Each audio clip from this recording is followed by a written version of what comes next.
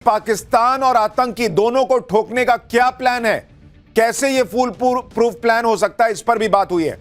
इसके अलावा एक और बड़ी खबर आपको बता दूं, गृह मंत्री अमित शाह इस सीसीएस की मीटिंग खत्म होने के बाद भी पीएम मोदी के घर पर मौजूद हैं। यानी अमित शाह और नरेंद्र मोदी की अलग से भी मुलाकात हो रही है। यह भी बहुत बड़ी खबर आ रही है। पाकिस्तान को हर तरफ से नरेंद्र मोदी सरकार ने घेर लिया है। पाकिस्तान को डिप्लोमेटिक एक्शन के जरिए जवाब दिया जाएगा और मिलिट्री एक्शन भी हो सकता है। इसके पूरे पूरे संकेत हैं कि घर में घुसकर भी ठोका जाएगा। यानी नरेंद्र मोदी सरकार ने सारे विकल्प खुले रखे हुए हैं। यह बड़ी खबर आ रही है और इसलिए पाकिस्तान में हड़कंप मचा हुआ है। पाकिस्तान से जो बड़ी खबर आ रही है आपको वो भी बता दूं, पाकिस्तान ने बॉर्डर पर एयर सर्विलांस बढ़ा दिया है। पाकिस्तान की हालत खस्ता है। उसे डर है कि किसी भी वक्त नरेंद्र मोदी और उनकी टीम बदला लेने के लिए कार्रवाई कर सकती है। भारत के संभावित एक्शन के डर से पाकिस्तान में हाई अलर्ट जारी कर दिया गया है। पाकिस्तान को आज रात ही भारत के जवाबी हमले का डर है। पाकिस्तान के कई इलाकों में ब्लैकआउट की खबरें हैं, यानी वहां सारी बत्तियां बुझा दी गई हैं कि अगर कोई एयर स्ट्राइक भारत करता है तो पता न चले कि किस इलाके में प्लेन उड़ रहा है, वहां रिहायशी इलाका है नहीं है, क्या चीज है। इसके मद्देनजर पाकिस्तान की हालत इतनी खराब है कि उसने पहले तो अपना एयर सर्विलांस बढ़ा दिया है बॉर्डर पर। उसके विमान उड़ा रहा है, वो दिखा रहा है कि भाई देखो हम एक्टिव हैं, कुछ मत करना, कुछ मत करना। और दूसरा, कई इलाके पाकिस्तान के जहां पर ब्लैकआउट की खबर है कि लाइटें बुझा दो भाई, कहीं इंडिया ठोक के ना चला जाए।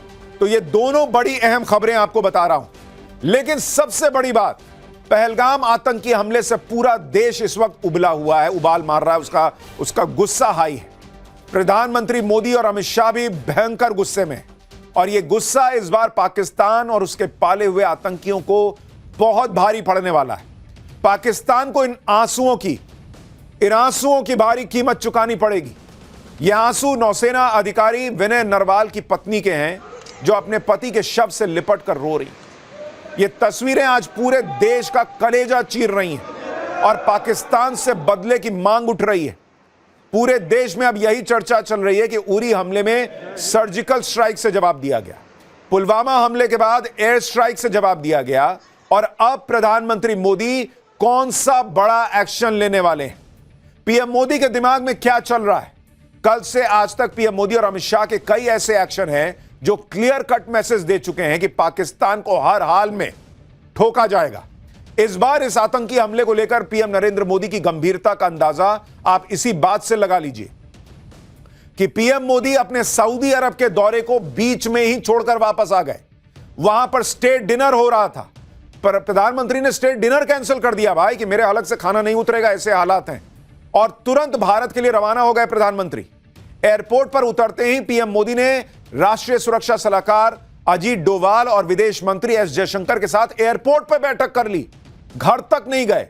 फिर शाम को पीएम मोदी ने कैबिनेट कमेटी ऑन सिक्योरिटी यानी सीसीएस की बैठक की है। उधर अमित शाह आतंकी हमले के अगले ही दिन पहलगाम में हमले वाली जगह पर चले गए। रक्षा मंत्रालय में भी हाई लेवल मीटिंग हुई है, जिसमें एनएसए और सीडीएस खुद मौजूद रहे।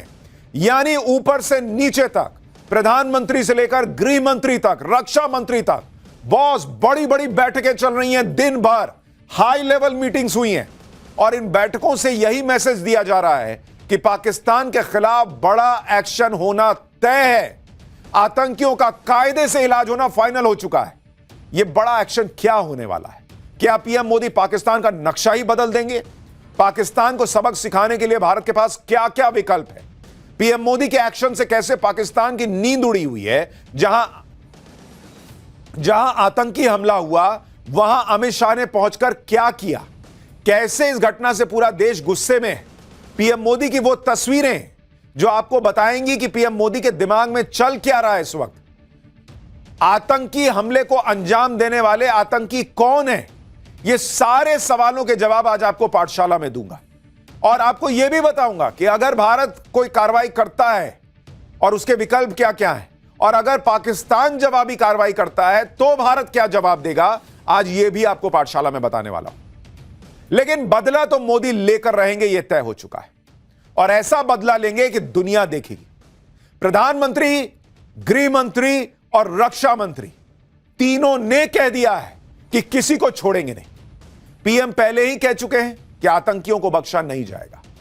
गृह मंत्री ने कह दिया है कि किसी को छोड़ेंगे नहीं, और रक्षा मंत्री राजनाथ सिंह ने भी आज कह दिया कि जोरदार जवाब देंगे और जो पर्दे के पीछे हैं वो भी नहीं बचेंगे। सीधा मैसेज है कि घर में घुसकर मारेंगे। एक बार रक्षा मंत्री को सुनिए, आज उन्होंने कितनी बड़ी बात कही है। बनाते हुए आतंकवादियों द्वारा किए गए कायरतापूर्ण हमले में हमारे देश ने अनेक निर्दोष नागरिकों को खोया है। घटना के मद्देनजर भारत सरकार वो हर कदम उठाएगी जो जरूरी और उपयुक्त होगा।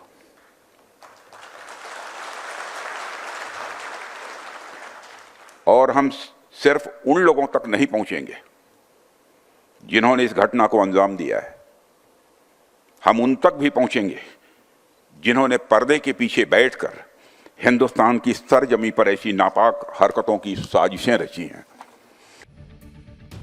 रक्षा मंत्री राजनाथ सिंह खुले मंच से ऐलान कर रहे हैं कि हम सिर्फ आतंकियों को नहीं ठोकेंगे, उनको ही जवाब नहीं देंगे, बल्कि उनको भी जवाब देंगे जो पर्दे के पीछे से उनको कठपुतली बना के ये सब करवा रहे हैं। घर में घुसकर कैसे मारेंगे, इसका फैसला नरेंद्र मोदी कर चुके हैं। आज सीसीएस की मीटिंग हुई और मीटिंग में पीएम मोदी के सामने पूरा प्लान रख दिया गया है। बॉस, पूरा प्लान इस 2.5 घंटे की मीटिंग में क्लियर हो चुका है। करना क्या है, आप सीसीएस मीटिंग की तस्वीरें देखिए। एक बड़ी सी टेबल है जिसमें बीच में पीएम मोदी बैठे हैं। इन तस्वीरों में पीएम मोदी मीटिंग में कुछ बताते हुए दिख रहे हैं। टेबल पर उनके सामने एक फाइल रखी हुई है और ऐसी ही फाइल अमित शाह के सामने भी रखी हुई है। यह मीटिंग सबसे इंपॉर्टेंट मीटिंग है आज के लिहाज से। सीसीएस की मीटिंग में पीएम मोदी के चेहरे के हाव भाव बता रहे थे कि कुछ बहुत बड़ा होने वाला। आप प्रधानमंत्री का चेहरा देखिए, उनके चेहरे पे गुस्सा साफ दिख रहा है कि भाई ये बर्दाश्त नहीं किया जाएगा ये जो हो रहा है। लेकिन इसके पहले भी पीएम मोदी ने क्या कहा, क्या किया, जिससे संकेत गया है कि इस बार पाकिस्तान बचेगा नहीं। उससे पहले आज जो दिन भर हुआ है उसकी एक झलक देखिए।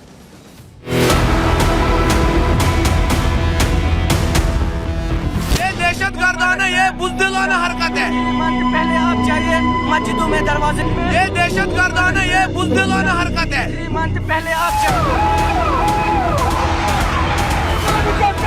बंद करो, बंद करो। ये दहशतगर्दाना ये बुज़दिलाना हरकत है। ये दहशतगर्दाना ये बुज़दिलाना हरकत, ये दहशतगर्दाना ये बुज़दिलाना हरकत है। ये दहशतगर्दाना ये बुज़दिलाना। प्रधानमंत्री मोदी इस घटना को लेकर कितने गंभीर हैं, यह सीसीएस की मीटिंग में उनका हाव भाव बता रहा था। और इसकी एक झलक आज सुबह भी देखने को मिली जब पीएम मोदी का प्लेन दिल्ली एयरपोर्ट पर पहुंचा।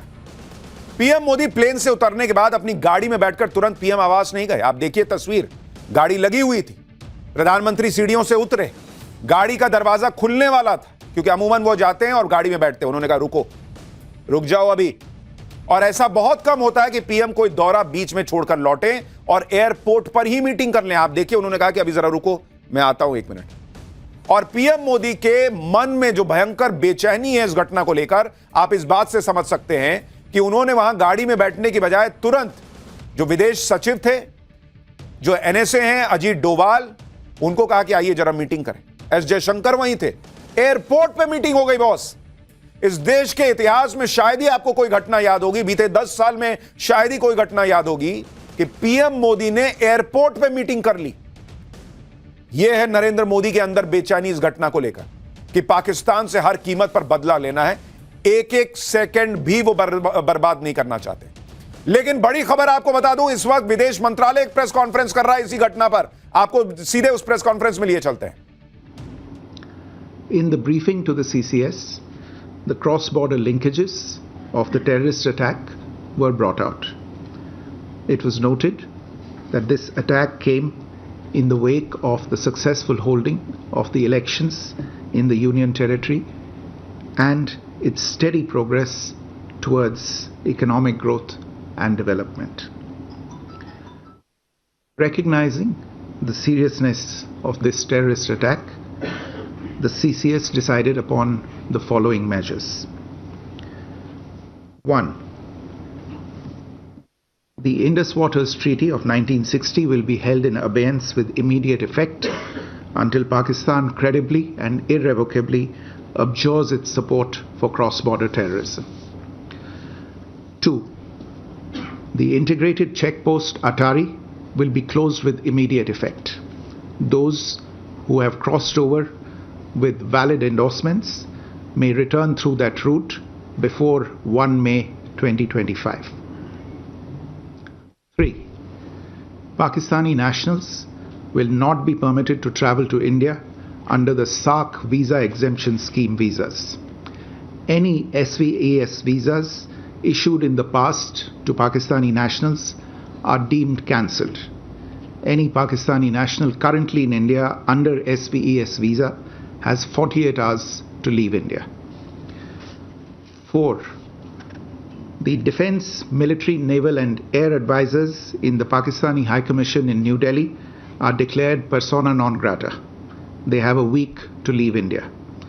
India will be withdrawing its own Defence, Navy and Air advisors from the Indian High Commission in Islamabad. These posts in the respective High Commissions are deemed annulled. 5 support staff of the service advisors will also be withdrawn from both High Commissions. 5.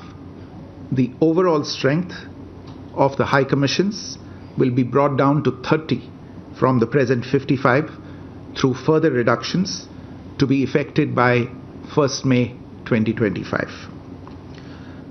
The CCS reviewed the overall security situation and directed all forces to maintain high vigil. It resolved that the perpetrators of this attack will be brought to justice and their sponsors held to account. As with the recent extradition of Tahawwur Rana, India will be unrelenting in the pursuit of those who have committed acts of terror or conspired to make them possible. Thank you very much. Thank you, ladies and gentlemen. With that, we come to the closure of this press briefing. Thank you very much.